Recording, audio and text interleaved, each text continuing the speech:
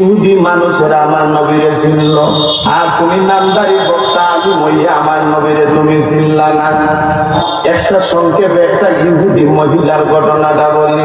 রাস্তার কিনারে বসে কান্দে, আল্লাহ নবী যাইতেছেন, হঠাৎ করে মহিলা সামনে পড়ে গেল, ডাক দিয়ে আমার নবীজি। কি চরিত্র ছিল আমার নবীজ! মহিলাটা তো ইহুদি, নবী তো অন্য ভাষায় ডাকতে পারতেন, কিন্তু আমার নবী গিয়া কিতা হইলা যে, মা ও মা তুমি কেন কান্দ? ওই বৃদ্ধ মহিলা উঠিয়া বলে, বাবা 3 দিন হয়ে গেল আজকে রাস্তার কিনারে বসে কান্দি, কেউ আমারে জিজ্ঞাসা করলো না তুমি কে রে বাবা, আমারে মা কইয়া ডাক দিছ। বলে কেন কান্দ? বলে আমি এক ইহুদির আন্ডারও, আমি আমার মালিকের আন্ডারে আমি চাকরি করি, আমার শরীরে অনেক অসুস্থ আছি, কথাটা বুঝার চেষ্টা করি, ওখানে আমি ঘটনাটা তুললাম। ইহুদি মহিলারা কেমন করে আমার নবীকে চিনল? ইহুদিরও আমার নবীর নাম নিয়ে তারা ব্যঙ্গ করতে সাহস পায় নাই। কাফির মুশরিকেরা আমার নবীর আলামিন হইয়া উপাধি দিত রে। আজকে আমরা নামদারি মোল্লা, নামদারি কিছু আলিম হল আছে, তারা আমার নবীর সবসময় তার খেয়াল খালি সে খাটো করতে চায়। এই জন্য সেই বৃদ্ধ মহিলা বলে, আমি ওই মালিকের আন্ডারে চাকরি করি, 3 দিন হয়ে গেল আমি তার দরবার যাইতে পারি নাই। আমার মালিকের একটা আইন আছে, একদিন না গেলে 40টা বেত্রাঘাত করে। আমি এখন চিন্তা করতেছি 3 দিন বাদ হয়ে গেছে, 3 40 100টা 20টা বাড়ির আঘাত কেমনে সহ্য করব? আল্লাহ নবী ডাক দিয়া কইলেন, ডাক দিয়া কইলেন, তোমার গাঠিটা আমার কাছে তো নবীজির ফিট মুবারকের মাঝে লইয়া যাওয়া আরম্ভ করে দিছ। সুবহানাল্লাহ, সুবহানাল্লাহ। এই নবীর চরিত্র কেমন, এই নবীর স্বভাব কেমন, আজকে আমরা কেমন চরিত্র মানুষের সাথে ব্যবহার করি। আর এই ব্যবহারের দ্বারাতে মানুষের মন যদি কষ্ট পায়, তার দুনিয়ায় ধ্বংস হইব, আখিরাত তার ধ্বংস হইবে। সেই রাহমাতাল লিল আলামিন নবী আমার আপনার কামলিওয়ালা নবী কোন জায়গা বলে? ওই পাহাড়ের উপরে নবীজি ওই বৃদ্ধ মহিলার গাঠিটা নিয়ে তাই পাহাড়ের উপরে দিয়ে উঠা আরম্ভ করে দিয়েছে। উঠতে উঠতে যেই সময় ওই ইহুদি মহিলা নিচে বসা, নবীজির শরীর মুবারকের মাঝে পসিনা মুবারক চলে আসলো। ওই বৃদ্ধ মহিলা দেখে নবীজির শরীরের মধ্যে ঘাম মুবারক চলে আসছে, ঘাম মুবারক শরীর থাকি বাইরে, আর ওই জায়গাটা কি পাহাড়ের উপরটা কি নিচে পড়ে। আর ও মহিলা তাকাইয়া দেখে, কেমন লোক রে, এটা তো গাম করে না, আমি যেমন দেখতেছি এটা একটা নূরের আলো জমিনে পড়তেছে। বলেন সুবহানাল্লাহ। ইহুদি মহিলা ডাক দেওয়ার পরে আল্লাহ নবী ওই ইহুদি মালিকের দরজার কারাগার করলেন। ওই ব্যক্তি উঠিয়া হয়েছে, বলে আমি মুহাম্মদ। আবার ডাক দিলেন, বলে কে? বলে আমি মুহাম্মদ। 3 বার বলার পরে মুহাম্মদ বলার পরে ইহুদি ওই বেদুইন মানুষটার দরজা খুলিয়া বলে, কে তুমি? মুহাম্মদ। বলে আপনার আন্ডারে নাকি একজন বৃদ্ধ মহিলা চাকরি করে, ওনার অনেক অসুস্থ ছিলেন, জ্বর ছিল, উনি আসতে পারে নাই। 3 দিন রাস্তার কিনারে বসে তিনি কাঁদতেছেন। এখন আমি নবীর বড় মায়া লেগে গেছে, ওই মহিলা সুপারিশ নিয়ে আমি আপনার দরবারে আইছি, ওই মহিলাটারে কি মাফ করা যায় না? বলে না, মাফ নাই। বলে ওই মহিলার পক্ষটা কি যদি অন্য কোনো মানুষে যদি তার বেত্রাঘাত গুলা নিয়ে আনে, তাইলে কি মাফ পাইবনি? তাইলে ঠিক আছে। আল্লাহ নবী আপনি মানে আল্লাহ রসুলের জামা মুবারকটা খালি পিঠ মুবারক এইভাবে তুল দিছেন। ওই ডাক দিয়া থামো, থামো, থামো, কে রে তুমি? জামালামা আমার চোখানা হয়ে যাইতেছে। সুবহানাল্লাহ। এই নবী আপনার আমার নবী। ইহুদি মহিলা কয় থামো, ওই ইহুদি মালিকটা কইতাছে থামো। আল্লাহ নবীর ফিট মুবারকটা কি নূরের মনে কালো, ওই ইহুদির চোখে দিকে ঢুকে গেল। এবার ইহুদি কে তুমি? বলে আমি মোহাম্মদ। বলে একটু এই জায়গায় দাঁড়াও। আল্লাহ নবীর এই জায়গার মধ্যে দাঁড়াইয়া ওই ইহুদি গিয়া কিতাব করছে জাননি, আসমানি কিতাব 104 খানার মাঝে বিশিষ্ট হইল 4 খান। এর মাঝে তাওরাত হইল সর্বপ্রথম, তাওরাত, জাবুর, ইনজিল, কুরআন।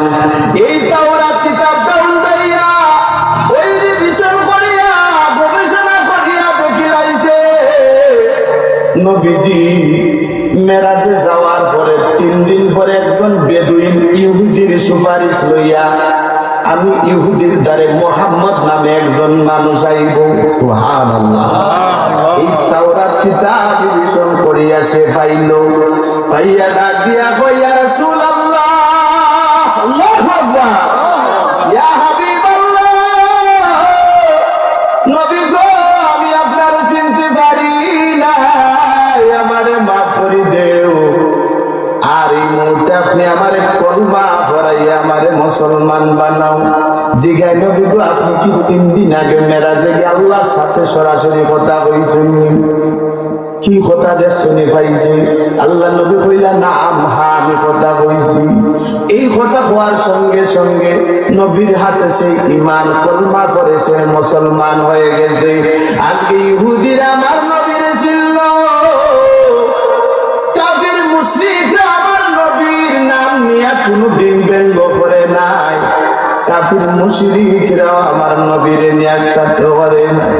আজকে কিছু নামদারি আলিমুল আছে, একবার এক কথা হইয়া এই সমাজের মাঝে একটা ফিতনা ছড়ায়। একবার কয় কিতা জানেন, আরো কয়দিন আগে আপনারা শুনছিলেন নানি কি কথা হয়েছিল যে আল্লাহ নবী নাকি কিতা 6 প্যাক বলছিল, একবার 6 প্যাক নিরক্ষর দ্বিতীয় খলিফা ওমর ফারুক আজম, ওমর ফারুক আজম আবেহালা মনে আছেনি আপনারা? উনি তো বড় মাঠে আলেন। আমি আল্লাহর কাছে আমি গুনাহগার দোয়া করি, আল্লাহ ওনার জবানটা কিন্তু অনেক সুন্দর সুন্দর কথা আছে, কিন্তু মাঝে মাঝে কেন জানি না আমার নবীকে নিয়ে এই সমস্ত কটূক্তি করে। এই যে 2-4 দিন আগে একটা কথা, আমার নবীকে রাখাল বলে সম্বোধন করছে। এই ব্যাপারে আল্লাহ কুরআনুল কারীমের মধ্যে বলেন, ইয়া আইয়ুহাল্লাযীনা আমানু লা তাকুলু রাইনা ওয়া কুলু যুরনা ওয়াসমাউ ওয়ালিল কাফিরিনা আযাবুন আলীম। আল্লাহ রাব্বুল আলামিন ডাক দিয়া বলে, মুমিনগণ, ও আমার বান্দা, আমার বন্ধুরে রাইনা হইয়া ডাক দিও না। আল্লাহ নিষেধ করে দিয়েছেন রাখাল সম্পাদন করিও না, বরং তোমরা আমার বন্ধুকে উনজুর না বলে ডাক দিও। কেন এই কথা কইছেন? রাসূলে পাকের শানে রাখাল ছিল বলে ব্যাখ্যা দেওয়া হারামি কুফরি। রাসূলের নামে এইভাবে ব্যাখ্যা দিয়ে মানুষকে বুঝাইয়া দেওয়া দেতেন রাখাল আসলা। আইরে এই যে তিনি বললেন খাদিজাতুল কুবরা রাদিয়াল্লাহু তাআলা আনহা, তিনি নাকি রাখাল হিসেবে তিনি রেখেছিলেন। কেন এইভাবে বললেন? কেন খাদিজা পাগল হয়েছিলেন? তা কথা আছে না যে আগে মানুষের গজলগুলা বইতো। নবীর এই সমস্ত মুজেজা দেখা বিবি খাদিজা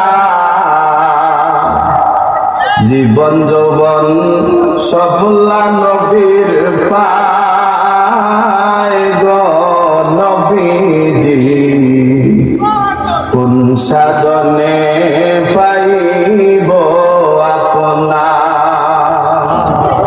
ওই খাদিজাতুল কুবরা রাদিয়াল্লাহু তাআলা আনহা, তিনি তো চিনেছেন আমার নবীকে, আর তুমি চাও শুধু করতা।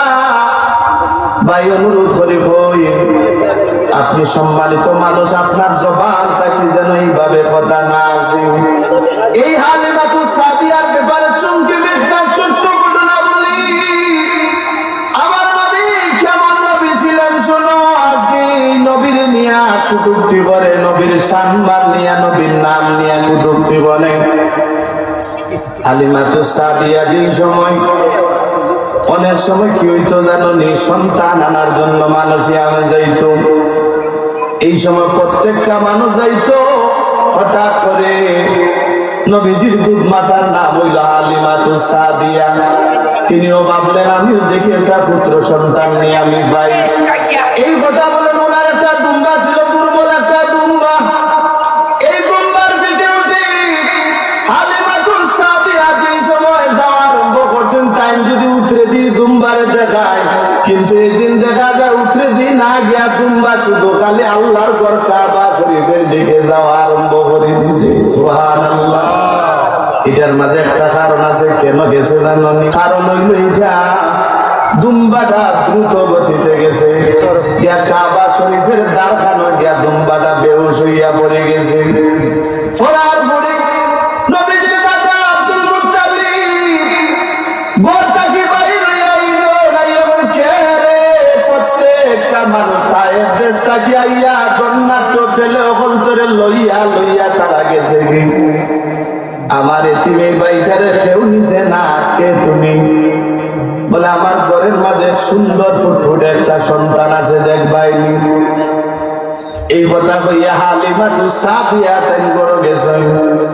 যাইয়া যাইতে দেরি আমার শিশু নবী নূর নবী মুহাম্মদ রাসূলুল্লাহ সাল্লাল্লাহু আলাইহি ওয়াসাল্লামের চেহারা মুবারকের দিকে তাকাইলেন।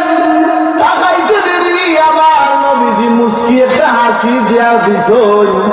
হালিমাতু সাদিয়ার মায়া লাগে গেছে। মহিলাদের একটা স্বভাব দেখবা, কোন বাচ্চা মানুষ যদি দেখে টান দিয়া কুলখানো লইয়া তার আগে একটা চুমু খায়, ঠিক না? নি কথা। এইভাবে আল্লাহ নবী তার মুস্কি হাসি দিছেন। দেওয়ার পরে হালিমাতু সাদিয়া কাবা শরীফের আড়াল থেকে একটা আওয়াজ আসলো, হালিমাতু সাদিয়া রে, এই বাচ্চাটারে তোমার কুলখানো নেও। কারণ ইনি সাধারণ কোন বাচ্চা নয়, ইনি হলেন দুজাহানের বাদশা নবী, সমস্ত নবীদের নবী নূর নবী মুহাম্মদ রাসূলুল্লাহ সাল্লাল্লাহু আলাইহি ওয়াসাল্লাম। এই কথা বলার সঙ্গে সঙ্গে অন্যান্য মহিলারা তাদের পুত্র সন্তান বলতে তারা নিয়ে চলে আসছে। আর হালিমাতু সাদিয়া জি আল্লাহর নবীর কোন মুবারকের মাঝে নিলাম। নেওয়ার পরে কি হয়েছে জানি? নেওয়ার পরে এখন দুম্বার দ্বারা আসিয়া দুম্বারে আঘাত করতেছেন, কিন্তু দুম্বা এমন ভাবে দুর্বল হয়ে পড়ছে, দুম্বা তো আর উঠে না। কি করা যায়? দুম্বা তো উঠে না। আর একটা আওয়াজ আসলো, হালিমাতু সাদিয়া রে, এই দুম্বা এমনি আর জমিন তাকে উঠবে না। তুমি যারে তোমার কুলখানো নিছো, ইনি তামাম দুজাহানের রাহমাতুল লিল আলামিন নবী। ওই নবীজির কদম পাক মুবারক গান তোমার দুম্বার পিঠের মাঝে লাগা, বাকি ব্যবস্থা আমার আল্লাহ করবা। সুবহানাল্লাহ। এই সময় হালিমাতু সাদিয়া আল্লাহ নবী নূর নবী মুহাম্মদ রাসূলুল্লাহ সাল্লাল্লাহু আলাইহি ওয়াসাল্লামের পা মুবারকটা নিয়ে দুম্বার পিঠের মাঝে লাগাইছেন। দুম্বা লাফ দিয়া জমিন থেকে সে দাঁড়াই গেছে। বলেন সুবহানাল্লাহ। একদিন আগে যারা চোটায় চুটে ফিরে আসলো, একদিন পরে উঠার পর কাবা শরীফ থেকে আল্লাহর নবীর মা হালিমাতু সাদিয়া দুম্বার পিঠে নেওয়ার পরে দেখা যায় যারা একদিন আজকে আসলো তারা গিয়া বাড়ি ঢুকার আগে আল্লাহর নবীজিকে নিয়ে হালিমাতু সাদিয়া তিনি ঘরের মধ্যে ঢুকে গেলেন। বলেন সুবহানাল্লাহ। এটার দলিল আছে নি? বলে আছে। দলিল হইল মাদারিজুন নবুওয়াত দ্বিতীয় খণ্ড 652 পৃষ্ঠার মধ্যে হাদিস খানা এসেছে, দলিল এসেছে।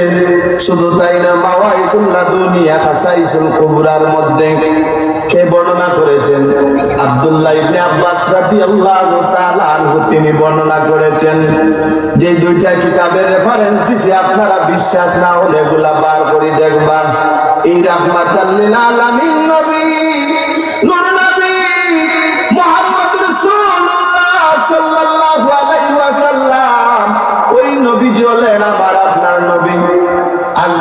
নবীজির নাম নিয়ে তুমি ব্যঙ্গ করো, এই নবীজিরে তুমি ছোট করতে চাও, তুমি করতে পারতে না।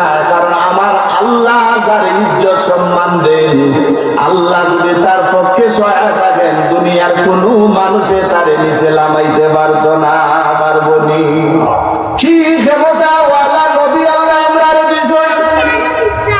আজকে এই নবীরে কয় নবী রাখাল, আরো দেখি হয় সিক্স প্যাক, আর আবে হালা, আরো আরেকজন সাহাবীর নাম কয় উনি মদপুর আসলেন।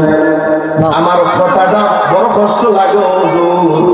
হুজুর আপনি তো সম্মানিত একজন মানুষ, আপনার এই সম্মানের কোনো দাম থাকতো না যদি আমার নবীর সম্মান দিয়া তোমার অন্তরের মাঝে আমার নবীর প্রেম, নবীর মহব্বত, নবীর তাজিম, নবীর ভালোবাসা যদি তোমার অন্তরে না থাকে, তুমি আলিম নাই, কারণ শয়তান কম জানতো নি।